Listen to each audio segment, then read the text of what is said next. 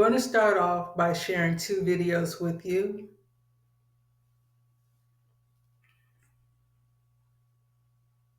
Hello and welcome. We begin with the West African country of Burkina Faso, where a shocking development is arising from an attack on a military base that unfolded earlier this week. Reports say 200 soldiers have been killed, and an Al-Qaeda-linked affiliate has claimed responsibility. The army base in the northern town of Djibo came under attack on Sunday. Visuals from the military camp showed columns of black smoke rising as jihadists watched from nearby. Take a look.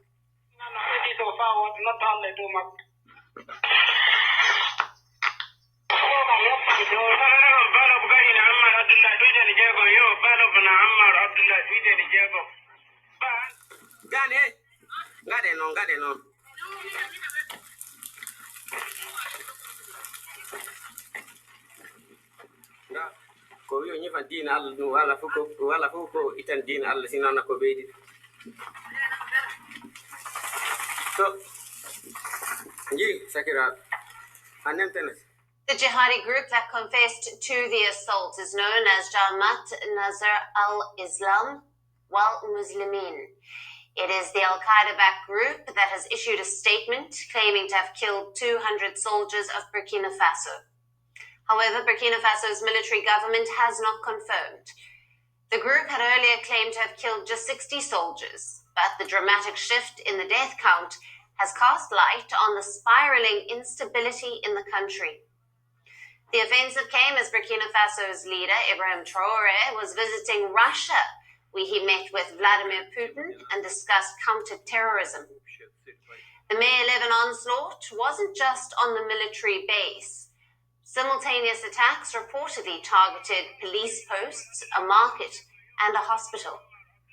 Burkina Faso is a landlocked country in Africa, which has a population of 23 million. It has been struggling for years to counter jihadist attacks. The country sits in the Sahel region, which is a global hotspot for armed conflict. Armed groups linked with the Islamic State and Al-Qaeda are active here, and military takeovers in the countries in the region, with the promise of providing security, have failed to deliver. 3 countries in the Sahel region, Mali, Niger, and Burkina Faso, are led by military juntas, all of whom have distanced themselves from Western allies and have developed closer ties with Russia instead. Footage released on Wednesday, unidentified men, likely jihadists, were spotted tearing down flags in 3 junta-led countries. They also tore down a Russian tricolour during the incident. As violence and extremism continues to escalate, analysts say that these insurgents move across borders. They launch surprise attacks and take control of towns and roads. And shifting our focus to Nigeria, where Islamist terrorists have launched yet another attack on 2 Nigerian army bases in the northeastern Borno state. The latest attack has claimed lives of at least 5 Nigerian soldiers. This attack comes less than 24 hours after the Islamist terrorists attacked a Nigerian army base and captured soldiers and ammunition during a raid in the insurgency-hit northeastern Borno state. A social media video shows the aftermath of the attack on the Nigerian base that took place on Monday. Footage shows charred vehicles and bodies of soldiers killed in the deadly attack. Coming back to the latest attack that took place yesterday, 2 soldiers from the 24 Task Force Brigade in Borno's Dikwa district gave an account of the attack. As per the soldiers, terrorists flew 2 surveillance drones in the vicinity before attacking the brigade's base at around 1 a.m. local time. The base also housed some troops from the 153 battalion in nearby Martes district, which was attacked on Monday. And security forces also reported that around the same time, terrorists on trucks mounted with machine guns attacked the Army's 3rd Battalion base in the Iran area of the Kalabulj district, which is 45 miles from Dikwa. As per the security sources, terrorists torched a mine-resistant vehicle, a gun truck, and a Russian-made T-72 tank that quickly retreated when Air Force fighter jets arrived. Apart from the 5 soldiers who were killed in the attack, 4 others sustained gunshot wounds, as per the security sources. Nigeria has been grappling with an Islamist insurgency for over 15 years now. However, this year the nation has witnessed a surge in attacks by Boko Haram and its offshoot Islamic State West Africa province in Borno, which is the heartland of the terrorists. Following the attack, Borno State Governor said that he was more determined than ever to support the military, security agencies, and volunteer forces in the fight to end terrorism and insurgency. Last month, the governor warned that terrorists who a decade ago controlled large swathes of the northeast before they were pushed out by the military were making gains again in Borno. As terrorists continue to attack Nigerian army bases and troops, tensions in the region remain high. It remains to be seen how will the Nigerian government counter these repeated and deadly attacks by these terrorist groups. As you can see, both of these countries, basically the Sahel region, is being terrorized by these Islamic groups. Their countries are being taken over. And I know a lot of people point to the Western countries as far as supporting the radical Islam. Well, you have to understand this is ideology. It's terrorist, but it comes with the ideology. Just like I was speaking about the things that was going on in America when it comes to those different ideology group, even though a lot of them clashes with their belief, their one goal is to undermine the United States, also to undermine the world, and they're doing that in Africa, those African countries, as well as with what's going on with Israel and Palestine. A lot of people don't want to open their eyes and see the truth because they want to stick with the hate of one group.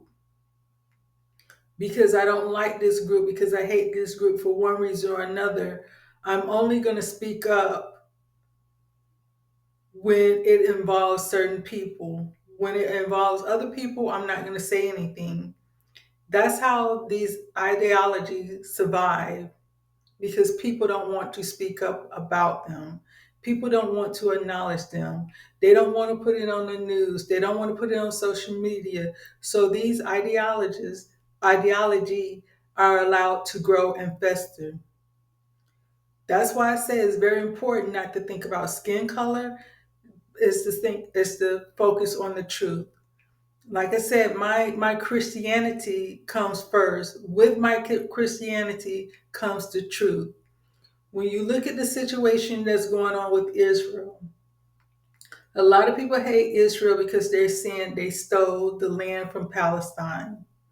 Palestine is run by a radical Islamic group. When you go to Africa and you look at what's going on in the Sahel region with Burkina Faso, with Mali, with Nigeria, with Nigerian, those radical Islam people are taking the land from these countries and killing their people, but no one speaks up about it. They speak up about what's going on with Israel because they hate Israel. And then when you look at Africa, everyone loved Ibrahim Traore. Everyone want him to succeed. So they love him. They hate America, but they don't speak up about the radical Islam that's the ones he's actually fighting. I'm not saying there's clean hands anywhere, but what I'm saying is when you speak the truth, that is what get eyes on stuff. Just like when Boko Haram stole those Christian girls and forced them to become Muslim or get killed or die. Just like when they're killing Christians, and I speak about that over in Nigeria, they're killing Christians. They beheaded children. They beheaded women, men, elderly people. They actually beheaded them. But no one wanted to talk about that. No one wanted to acknowledge that. People will speak up about the white people, the farmers in South Africa. They will put that out there, but they don't put what's going on when these people are actually dying. And the reason that people do that is because of color. If a white man is doing something for a black man, they shine the light on it. Look at the evil white man. But when an evil black man or another nationality that's evil is doing the same thing, they don't say anything. And then they're allowed to continue. What's going on in Africa is not new, but people refuse to talk about it. People refuse to acknowledge what's going on. When you stand in truth, there's only two sides, the good side and the evil side. There's no color. There's no nationality. There's no man. There's no woman. There's only good and evil. And when you point evil out, it helps the people that are good. It helps the people that are suffering. It helps them stop suffering. But when you choose to ignore it because the people that are doing the people that are doing the oppressed isn't someone that you hate or someone that you feel need to be talked about or someone that you need to be pointed out, no one says anything. If everything that was going on now in the Sahel region was done by the French, the Europeans, the American, everyone would have that on the news. That would be the top thing that everyone is talking about. But because it's not, because it's radical Islam, people are quiet. And people don't understand how radical Islam works. It's not about living peaceful next to anyone, regardless of what country they're in. It's not about living peaceful. It's about you either submit to us and become what we are, or you die. It's just as simple as that. Regardless of what country they're in, regardless of where they're at, that's the mentality. That is what they taught. That is what they live for. That is what they die for. We are taking over. We don't care who we have to stomp over, roll over. If it's another Muslim, we will fight them to the death because we want to have things our way, because they feel they are right. There is no compromise. There is no agreement. This is what you have to understand. So it's not about, oh, the good white people, the bad white people, the good. It's not about that. Like I always said, there's good and evil in every race. So as a Christian, we're taught not to focus on um, people, different people or who we feel is our enemy or our emotions. It's about what's really going on in a spiritual warfare. We have one enemy, which is Satan, and we have to be vigilant of what's going on, what he's doing, so we can know how to move, how to operate. When you shine light on things, that's why Jesus is the light of the world, because he shined light on the darkness. The darkness cannot exist in the light. But when you hide what's going on, when you overlook what's going on, when you support what's going on, when you're quiet about what's going on, those things are allowed to continue to live, to breathe, to fester, to grow. And next thing you know, they're going to be knocking on your door. Next thing you know, they're going to be in your backyard. Next thing you know, you're going to be saying, well, how did this happen? When I did I went and watched the movie Sinners, and I did a review on that as far as what I thought as a Christian. In that video, I mentioned the things that I was seeing in that video that's going on in this world today. with all the ideology that's going on in the world today was in that movie. A lot of things reference the Bible that was in that movie. And so until more people start, like I said, just do your own research. You don't have to listen to me. You don't have to believe me.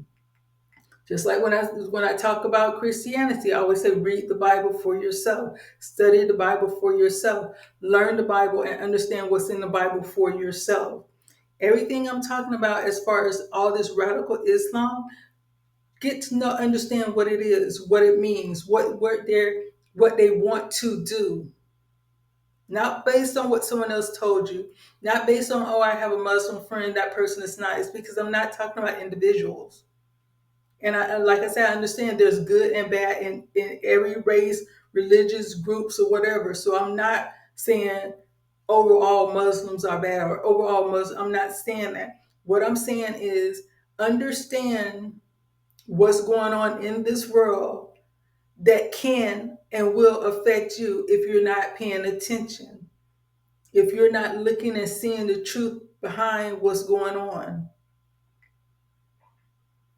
So it's very important to be fully aware, fully conscious, and just don't be existing in this world thinking, oh, if I don't say anything, I'm going to be okay. Oh, if I don't say anything, it'll pass or someone else. No, you have to understand what's going on and how the world can affect you because you're living in this world. You're not just living in the United States and, oh, we're fine. No, you're living in this world, and what's going on in this world can affect you regardless of where you live at. So just understand that. So I would like to thank you for watching this video. My name is Delmarshae. Please like, share, and subscribe. Having these discussions about how to treat this enemy that wasn't a state, but that was determined to destroy us. Some of the discussions were, but we can't do this because of the Constitution. We can't do that because of the Constitution. We can't do this because... And a very frustrated judge or Justice Posner said, the Constitution is not a suicide pact. So I don't think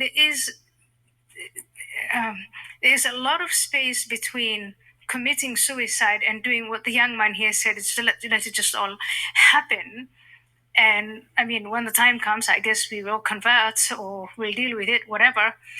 And really looking at and studying openly, which we haven't been able to do because we've been self-censoring. And I gave you that list of all the different ways in which we underestimated the Islamist movement. But if we were to estimate it the right way, I will say in our history in America, it's not the first time that we are fighting an ideology that wants to destroy us. Communism, just the other day, not so long ago, most of us lived through it. And you call it a Cold War here, but in Africa and in other parts of the world, it wasn't cold, it was hot. And we starved and all of it. So there were very good reasons for the United States and Western countries to fight the ideology of communism. And they developed a number of, I'd say, tools to recognize it when it's applying internal subversive methods and when it's coming from an external position. And we can reapply those, but we do have to identify Islamism and Islamists as the enemy that they are and give them the full respect. You asked me to identify and you asked me to define what is an enemy. It's a force that wants to destroy you. How do I know that? In this infrastructure of mosques and madrasas and Islamic centers, etc., they say it explicitly. So there is something about don't listen to me, don't listen to the analysts with PhDs and the like. Listen to them and what they say and take it at their word.